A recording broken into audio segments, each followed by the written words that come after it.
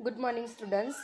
So, today we will learn more about Standard 9, Chapter number 12, Subject Computer, Part 3. So, today our topic is Normal View.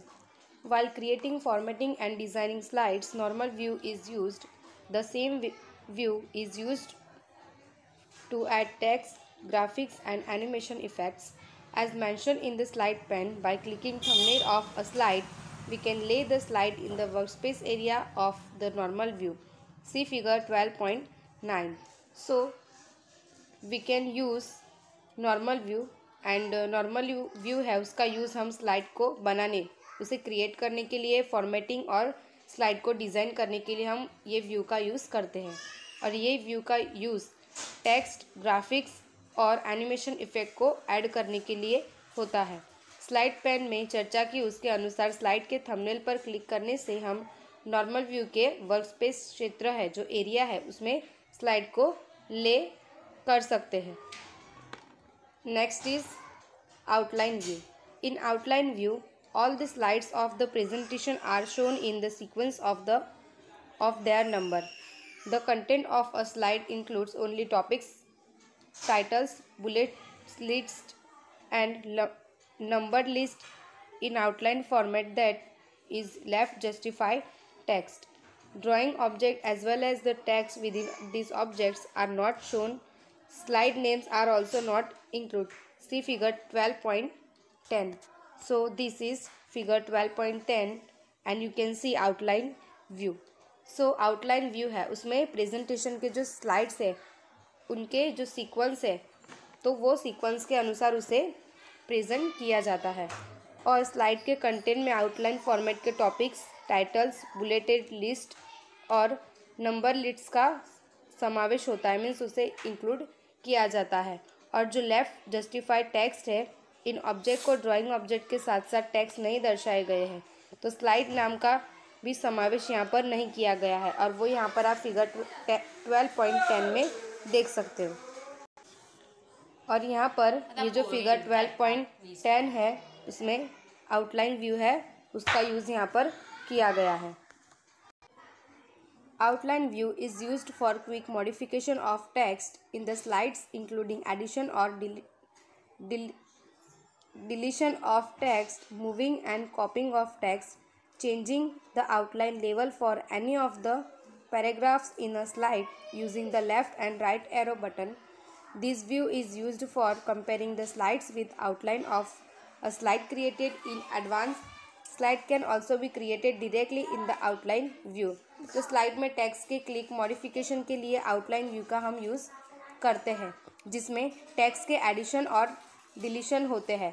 Moving और कॉपिंग किसी भी photograph का outline level change करना left और right ऐसे button के use का समावेश भी यहाँ पर किया गया है और ये व्यू का यूज़ हम एडवांस में क्रिएट की गई स्लाइड की आउटलाइन की कंपैरिजन स्लाइड के साथ करने में भी हम इसका यूज़ करते हैं। आउटलाइन व्यू में स्लाइड्स सीधे भी बनाई जा सकती है डायरेक्टली भी हम उसे क्रिएट कर सकते हैं। Next topic is notes view. The notes view is use to add notes to a slide. तो नोट्स व्यू है उसका यूज़ हम स्लाइड में नोट्स को ऐड करने के लिए करते हैं। This notes are not seen when you are presenting slide show just by clicking on right click to add notes in the upper left corner of the text box below the slide. You can start typing for the notes you want to add. See figure 12.11. You can resize the notes text box in the way similar to the way you are resizing any other window. To resize the window, place the pointer on the border and move it to desired place by dragging. Usually, notes are used to provide additional information to the person who has created the presentation. तो जब आप slide show present कर रहे होते हैं तो उस समय ये नोट्स आपको दिखाई नहीं देती है और स्लाइड के जो नीचे यहाँ पर टेक्स्ट बॉक्स के ऊपर लेफ्ट कॉर्नर में आपको क्या करना है जो क्लिक टू ऐड नोट्स उस पर आपको क्लिक करना है और उस पर क्लिक करने के बाद आप जो भी नोट्स होती है उसे ऐड करना चाहते हैं तो वहाँ पर आप जो टाइपिंग है वो आप यहाँ पर शुरू कर सकते हैं। और किसी अन्य विंडो को रिसाइज करने की तरह ही आप नोट्स टेक्स्ट बॉक्स को भी रिसाइज कर सकते हैं। विंडो की रिसाइज करने के लिए पॉइंटर को बॉर्डर पर रखिए और जहां चाहे उसे ड्रैग कीजिए। व्यक्ति जिसने प्रस्तुतिकरण तैयार किया है, जिसने रेडी किया है, उसको एडिशनल इन्फॉर्मेशन देने के लिए नोट्स का यूज़ भी हम कर सकते हैं। So our next topic is handout view. Handout generally is used to group multiple pages on a single page at the time of print. It is useful to the presenter as it follows him/her to check the appearance of the slides. It is also used to give contents of the slides in the hard copy to the viewers. To print the slides of the presentation, you have to decide that how many slides you want to print per page. Handout view is used for setting up the page layout in the form of number of slides to be printed per page. Different layout options are available from which the desired layout is selected. The options available are 1, 2, 3, 4 or 9 slides per page. See figure 12.12. तो यहाँ पर क्या दिया है कि जो hand out view है उसका यूज़ हम प्रिंट के समय एक सिंगल पेज होता है, उस पर मल्टीपल पेजों को ग्रुप करने के लिए उसका यूज़ हम करते हैं। और वह प्रेजेंट करने वाले के लिए बहुत यूज़फुल होता है, उपयोगी होता है, क्योंकि वह उसे स्लाइड को अपीयरेंस चेक करने की परमिशन देता है। और व्यूअर्स को हार्ड कॉपी में स्लाइड्स के कंटेंट देने के लिए भी उसका यूज़ हम कर सकते हैं। प्रस्तुतिकरण की स्लाइड प्रिंट करते समय आपको ये तय करना होता है कि प्रति पेज आप कितनी स्लाइडें प्रिंट करना चाहते हैं, और प्रति पेज मीन्स पर पेज प्रिंट की जाने वाली स्लाइड की संख्या के रूप में पेज लेआउट सेट करने के लिए हैंडआउट व्यू का यूज़ हम करते हैं। और अलग अलग लेआउट ऑप्शंस भी वहाँ पर अवेलेबल होते हैं, जिसमें हम जो चाहे वो लेआउट हम चूज़ कर सकते हैं। और यहाँ पर उपलब्ध विकल्प होते हैं वो पर पेज, यहाँ पर आपको नंबर दिए हैं 1, 2, 3, 4 और 9। तो ये इतनी स्लाइड से होती है, और वो आप यहाँ पर फिगर 12.12 में इजीली देख सकते हैं और आप यहाँ पर समझ भी सकते हैं। So in this figure 12.12 you can see handout view, and here you can see different handout layouts, and this is handout. Next topic is slide sorter view. If you want to work with single slide or group of slides, slide sorter view is used. This view contains all of the slide thumbnails. The number of slide per row can be customizing using slide sorter view. You can display or hide slide view by selecting view menu and then toolbar and slide view. The number of the slide per row can maximum be set up to 15, means see figure 12.13. तो यहाँ पर आपको जो figure 12.13 है उसमें क्या दिया गया है कि साइड सॉर्टर व्यू। तो आप जब भी ये ऑप्शन क्लिक करोगे तो आपके सामने ये स्क्रीन आपको अवेलेबल होगी। ओके, तो यहाँ पर आप देख सकते हो कि फिगर 12.12 में यहाँ पर कौन सा व्यू ओपन था, hand out menu, and in this figure 12.30 here slide sorter view है वो यहाँ पर ओपन हुआ है, क्योंकि हमने वो व्यू को ओपन किया है और उसमें हमें आगे भी वर्क करना है, इसलिए। To perform any operation on group of slide, they must be selected first. If the slides to be selected are in sequence, you have to select the first slide of the slide to be selected and then hold down the shift key and select the last slide. If the slides to be selected are not consecutive, select any slides of the slides to be selected and then hold down the control key and select the next slide. Repeat the process till all the required slides are selected. You can perform all the operations as we can perform in slide pane. That is adding slides, moving slides, copying slides, etc. तो slides पर आप कोई भी operation perform करने से पहले उन्हें क्या करना होता है, सबसे पहले उसे सिलेक्ट करना होता है। और अगर सभी स्लाइडें सीक्वेंस में है तो आपको स्लाइड में से पहली स्लाइड को सिलेक्ट करना होगा और शिफ्ट की को आपको पकड़े रखकर जो लास्ट स्लाइड है उसको सिलेक्ट करना होगा। और अगर स्लाइड्स सीक्वेंस में नहीं है तो आपको कोई भी स्लाइड को सिलेक्ट करना होगा और उसके बाद कंट्रोल की को होल्ड करना है और होल्ड करके ही अगली स्लाइड को सिलेक्ट करना होगा। तो ये जो प्रोसेस है वो तब तक चालू रखना है जब तक आप सभी स्लाइड से वो सिलेक्ट नहीं कर लेते, और हम जिस तरह स्लाइड पेन में परफॉर्म कर सकते हैं तो उसी तरह सभी ऑपरेशन इसमें परफॉर्म कर सकते हैं, और वे है कि स्लाइड को ऐड करना, मूव करना और कॉपी करना, ऐसे हम परफॉर्म यहाँ पर कर सकते हैं। Our next topic is status bar. The status bar located at the bottom of the main Impress window as shown in figure 12.14 contains information that you may find useful when working on a presentation. You can hide the information in the status bar by selecting View, then Status bar from the main menu. तो यहाँ पर आपको जो figure दिख रही है 12.14 वो किसकी है? स्टेटस बार की। तो मेन इम्प्रेस विंडो के जो टेबल तो जो मेन इम्प्रेस विंडो है, ओके, तो उसके जो बॉटम जो सबसे लास्ट में आया हुआ स्टेटस बार है, तो यहाँ पर आप वो फिगर में देख सकते हो। और प्रेजेंटेशन पर काम करते समय आपको इन्फॉर्मेशन देने के लिए ये बहुत यूज़फुल होता है। आप मेनू में से सबसे पहले आपको क्या करना है, व्यू मेनू, और उसके बाद स्टेटस बार आपको सिलेक्ट करके स्टेटस बार में से इन्फॉर्मेशन को आप हाइड कर सकते हो। So next, renaming slides. Right click on a thumbnail in the slides pane or the slide sorter and choose rename slide from the pop up menu. In the name field, change the name of the slide. Click OK. See figure 12.15. तो यहाँ पर figure है 12.15, वो किसकी है? Renaming slide.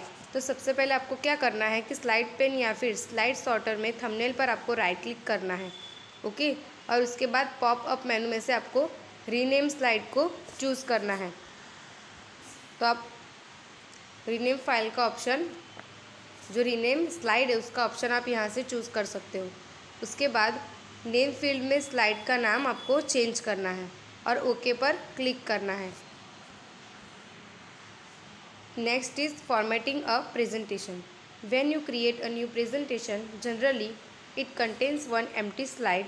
After that we have to add new slides and in that we have to add text and other objects.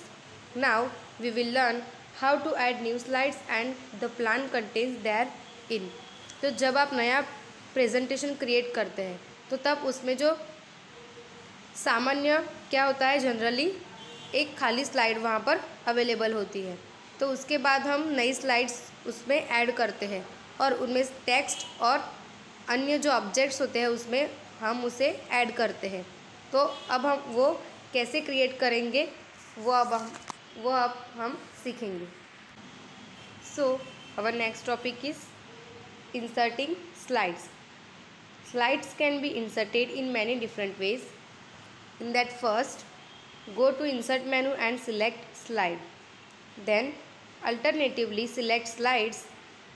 Then, New Slide from the pull-down menu obtained by right-clicking on the present slide.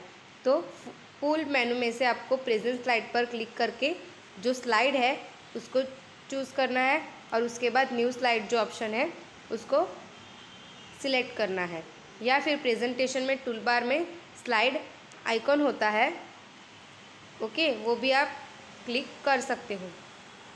Next is a duplicate slide can also be inserted. To insert a duplicate slide, select the slide you want to duplicate from the slides pane and then select insert a duplicate slide. तो एक duplicate slide भी क्या कर सकते हैं, उसे हम insert कर सकते हैं। डुप्लीकेट स्लाइड इंसर्ट करने के लिए स्लाइड पैन में से आपको डुप्लीकेट की जाने वाली स्लाइड को सिलेक्ट करना होगा और उसके बाद इंसर्ट और उसके बाद डुप्लीकेट जो ऑप्शन है वो आपको सिलेक्ट करना होगा।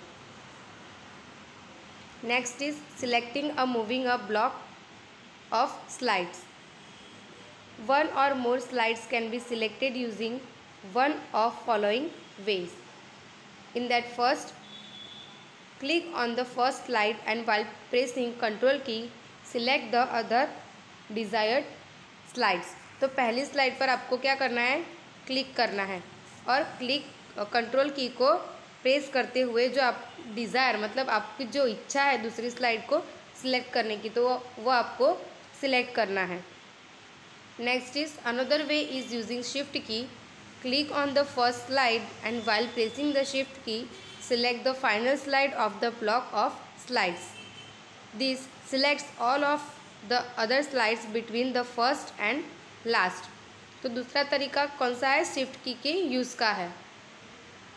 तो उसमें क्या करना है, पहली स्लाइड है, फर्स्ट स्लाइड है, उस पर आपको क्लिक करना है और शिफ्ट की को प्रेस करते समय स्लाइड के ब्लॉक में से फाइनल स्लाइड को आपको सिलेक्ट करना है और इससे उस जो लास्ट स्लाइड है उसके बीच फर्स्ट से लेकर लास्ट स्लाइड है उनके बीच की सभी स्लाइड्स होती है वो सारी की सारी सिलेक्ट हो जाएगी। Next is with the help of mouse we can select a group of slides. For this click slightly to the left of the first slide to be selected. Hold down the left mouse button and drag the mouse pointer to the spot slightly to the right of the last slide to be included. The same can be selected also by doing this right to left. A dashed outline of a rectangle forms as you drag the pointer through the slide thumbnails and a thick border is drawn around the selected slides. Make sure the rectangle includes all the slides you want to select. तो आप mouse का use करके भी slide के block को select कर सकते हो और इसके लिए सिलेक्ट की जाने वाली जो फर्स्ट स्लाइड है उसके लेफ़्ट में आपको क्लिक करना है और लेफ़्ट माउस बटन को होल्ड करना है और माउस पॉइंटर को जो चूज़ की जाने वाली जो लास्ट स्लाइड है उसके राइट में आपको ड्रैग करना है और ये राइट से लेफ़्ट लेकर भी किया जा सकता है। जब आप पॉइंटर को स्लाइड थंबनेल पर से जो स्लाइड थंबनेल से उस पर से ड्रैग करते हैं तब जो डैश है वो आउटलाइन बनती है और सिलेक्टेड स्लाइड्स के चारों ओर जो थिक बॉर्डर आप खींच जाती है, जो थिक बॉर्डर है वो ड्रॉ हो जाती है और क्या होता है, जो रेक्टेंगल में सभी सिलेक्ट की जाने वाली स्लाइड है उसकी आपको क्या करना है, चेक करना है कि सारी की सारी सिलेक्टेड है या नहीं। The block of the selected slides can be moved in the same way as we are moving a block of text, that is by cut and paste option or by dragging the mouse. The cut and paste operations can be performed in usual way, that is using keyboard, using icons and using menu options. If you want to use the mouse only, then simply drag the drop and selected block to their new location. A vertical black line appears to show you where the group of slides will be moved. तो selected slides के block को हम text के block की तरह move कर सकते हैं और ये कट और पेस्ट ऑप्शन या फिर माउस को ड्रैग करने से भी संभव होता है और कट और पेस्ट ऑप्शन सामान्य तरीके से कीबोर्ड आइकन और मेनू ऑप्शन का यूज़ करके परफॉर्म किए जा सकते हैं। और अगर आपके पास ओनली माउस है और आप उसका यूज़ करना चाहते हैं तो आपको सिलेक्टेड ब्लॉक को उनके नए लोकेशन की ओर ड्रैग और ड्रॉप करना है। तो उसके साथ क्या होगा, एक वर्टिकल ब्लैक लाइन आपको शो होगी जो आपको क्या शो करेगी कि स्लाइड का ग्रुप कहाँ पर मूव किया जाएगा। So our next topic is selecting a layout. The layout is already discuss about in the section of task pane. From the available layouts choose the desire layout. The layouts differ in the number of elements a slide will contain, from a blank slide to a slide with 6 contains boxes and a title. You can select any one of these. You can change the layout for each slide. To select or change the layout of any slide, place the slide in the workspace and select the desired layout. The layout contains several boxes for text, media, clip, pictures, charts and tables in the different look. तो एक बार slide master select करने पर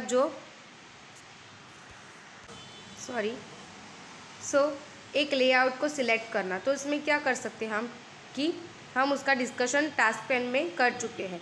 तो available layout में से आपको कोई भी इच्छित लेआउट आपको सिलेक्ट करना है और स्लाइड के लेआउट में एलिमेंट की जो नंबर्स होते हैं, संख्या होती है, वो अलग अलग होती है, डिफरेंट होती है।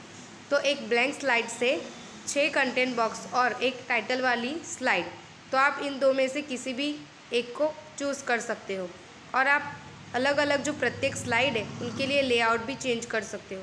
किसी भी स्लाइड का लेआउट सिलेक्ट या चेंज करने के लिए स्लाइड को वर्ड स्पेस में रखना है और जो आप इच्छा है, जो लेआउट आप पसंद करते हो उसको सिलेक्ट करना है आपको। और लेआउट में डिफरेंट लुक वाले कुछ बॉक्सेस होते हैं जिसमें text, media clip, pictures, charts और टेबल्स भी होते हैं। So next topic is slide master. A slide master is a controller slide. It is similar to a page style in Writer.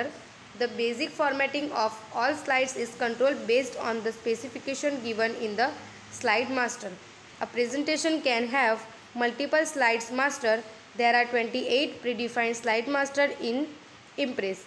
As we have discussed previously in the task pane section, you can apply the slide master setting to only one slide or all slide. तो यहाँ पर क्या होता है कि impress जो मेनू है उसमें 28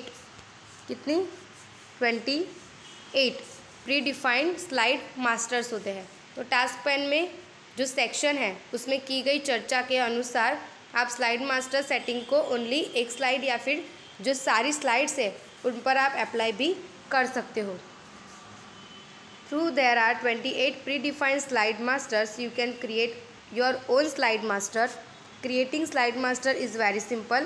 First is select master, then select slide master in view menu. You will get master view as shown in figure 12.16 on the workspace. Alternatively, you will get the master view by right clicking on any slide master in the master pages and then selecting edit master.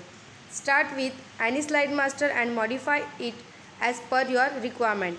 Select any master icon in the master view toolbar. The slide master so created will be shown in the slide pane. To return the normal slide editing, select close master view in the master view toolbar. तो आपको क्या करना है कि जो 28 predefined slide master है तो आप उसमें खुद का भी स्लाइड मास्टर क्रिएट कर सकते हो। और स्लाइड मास्टर क्रिएट करना बहुत ईजी होता है। व्यू मेनू में आपको सबसे पहले क्या करना है, जो मास्टर है उसको सिलेक्ट करना है, देन स्लाइड मास्टर। तो आपको वर्क स्पेस पर जो यहाँ पर फिगर दी गई है 12.16 वो किसकी है, क्रिएटिंग न्यू स्लाइड मास्टर। तो उसमें बताए गए अनुसार मास्टर आपको व्यू मिलेगा और मास्टर पेजेस में कोई भी स्लाइड मास्टर पर आपको राइट क्लिक करके आप बारी बारी से जो मास्टर व्यू है वो प्राप्त कर सकते हो। और बाद में एडिट मास्टर सिलेक्ट करके किसी भी स्लाइड मास्टर को आपको स्टार्ट करना है और उसे अपनी आवश्यकता के अनुसार आपको मॉडिफाई करना होगा। देन मास्टर व्यू टूलबार में नया मास्टर आइकॉन सिलेक्ट करना है और इस तरह क्रिएट किया गया स्लाइड मास्टर स्लाइड पेन में आपको शो होगा।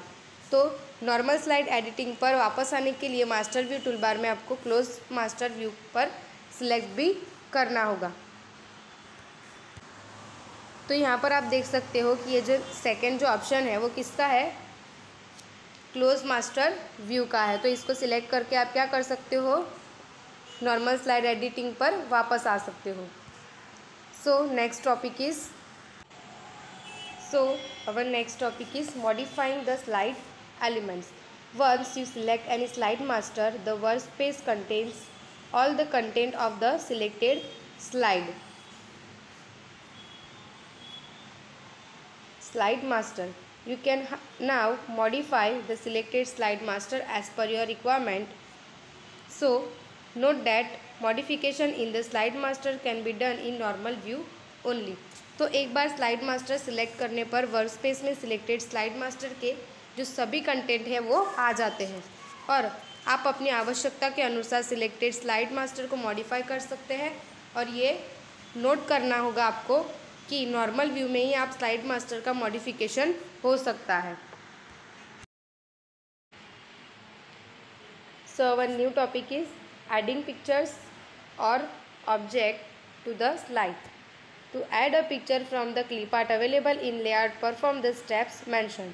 In that, first is from the layout select the slide format having the picture frame. तो सबसे पहले आपको क्या करना है कि लेआउट में से कोई भी पिक्चर फ्रेम वाला स्लाइड फॉर्मेट आपको सिलेक्ट करना है। Then double click the picture within the frame, see figure 12.17. The insert picture dialog box will open. उसके बाद फ्रेम में पिक्चर को आपको क्या करना है, डबल क्लिक करना है। तो वो आपको यहाँ पर फिगर 12.17 में आपको शो होगा कि इंसर्टिंग पिक्चर कैसे कर सकते हैं। उसके बाद इंसर्ट पिक्चर डायलॉग बॉक्स आपके सामने ओपन होगा।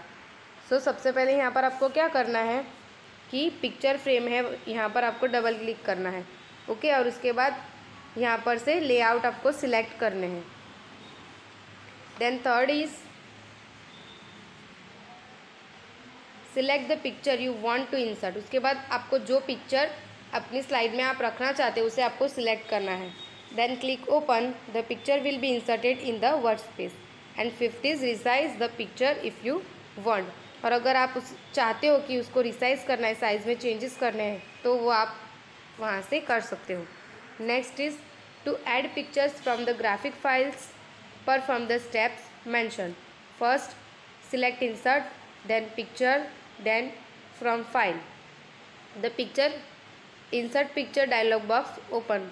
तो फर्स्ट स्टेप में आपको क्या करना है, यहाँ जो स्टेप्स दिए हैं जैसे कि insert picture and then from file, तो आपको वो सिलेक्ट करना है और उसके बाद क्या होगा, इंसर्ट पिक्चर डायलॉग बॉक्स आपके सामने ओपन होगा। Then select the file and then select the picture you want to insert and click open.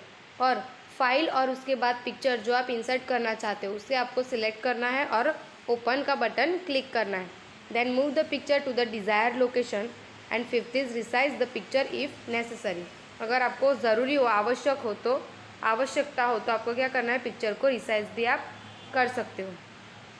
यहाँ पर एक नोट दिया है कि if you have a picture in the form of hard copy and if you have scanning facilities, you can insert picture by scanning it also. To do so, select insert, then picture, then scan, then select sources. See figure 12.18. You will get scanner dialog box with list of scanners, means printers, and select the scanner using which you are scanning the picture. तो यहाँ पर आपको figure 12.18 में दिया है कि scanner से picture हम कैसे इंसर्ट कर सकते हैं। तो उसके स्टेप्स भी आपको दिए हैं कि सबसे पहले आपको क्या करना है, जो इंसर्ट मेनू है वहाँ पर क्लिक करना है। उसके बाद एक डायलॉग बॉक्स ओपन होगा, उसमें आपको पिक्चर का ऑप्शन सिलेक्ट करना है, then scan and then select sources. तो इस तरीके से यहाँ पर आप क्या कर सकते हो, जो पिक्चर है वो स्कैनर से आप यहाँ पर ऐड कर सकते हो। In the similar way, by double clicking the respective frames, the text or object can be inserted. To remove any element from the slide that is not required, click the element to select it. The green handles show that it is selected. Press the delete key to remove it. तो उसी तरह से आप क्या करोगे, जो respective frame है उस पर डबल क्लिक करने से टेक्स्ट या फिर ऑब्जेक्ट को इंसर्ट किया जाता है। जिस एलिमेंट की आपको ज़रूरत नहीं हो तो आपको उसे स्लाइड पर से दूर करने के लिए एलिमेंट पर आपको क्लिक करना होगा। और ग्रीन हैंडल क्या शो करता है कि वो सिलेक्ट हो चुका है, और उसे हटाने के उसको रिमूव करने के लिए आपको क्या करना होगा, डिलीट की को प्रेस करना होगा। So our next topic is modifying the appearance of slides. If you want different appearance of all the slides in your presentation, either you have to select another slide master from a range of pre-formatted slide masters found in the master pages selection section of the task pane, or modify the selected slide master. You can also create and save additional slide masters or add more from other sources. Creation of slide master is already explained above. To change the background you can use menu options, and that first is select format, then page and go to the background tab, and second is select the desired background and click OK to apply it. A dialog box opens asking if the background should be applied to the all slides, and if you click yes, Impress automatically modifies the slide master. तो क्या करना है कि अगर आप presentation में सभी slide की जो अपीयरेंस से दिखाव है वो अलग अलग करना चाहते हैं, तो टास्क पैन के मास्टर पेजेस सेक्शन में रहे प्री फॉर्मेटेड स्लाइड मास्टर की आपको जो लिस्ट है उसमें से आपको दूसरा स्लाइड मास्टर सिलेक्ट करना होगा, और या फिर सिलेक्ट स्लाइड मास्टर को मॉडिफाई आपको करना होगा। आप एडिशनल स्लाइड मास्टर भी क्रिएट या फिर सेव कर सकते हैं, या फिर कोई भी अन्य सोर्स से ज़्यादा ऐड कर सकते हो। स्लाइड मास्टर क्रिएट करने से पहले आपको ये ऊपर सिखाया जा चुका है। तो बैकग्राउंड चेंज करने के लिए आप मेनू ऑप्शंस का भी यूज़ कर सकते हैं, जो कि हमने यहाँ पर देखा। और एक डायलॉग बॉक्स ये पूछता हुआ ओपन होगा, क्या बैकग्राउंड सारे स्लाइड्स पर अप्लाई करना है, और अगर आपने उसमें यस का ऑप्शन क्लिक किया है तो इम्प्रेस अपने आप स्लाइड मास्टर को मॉडिफाई कर देता है।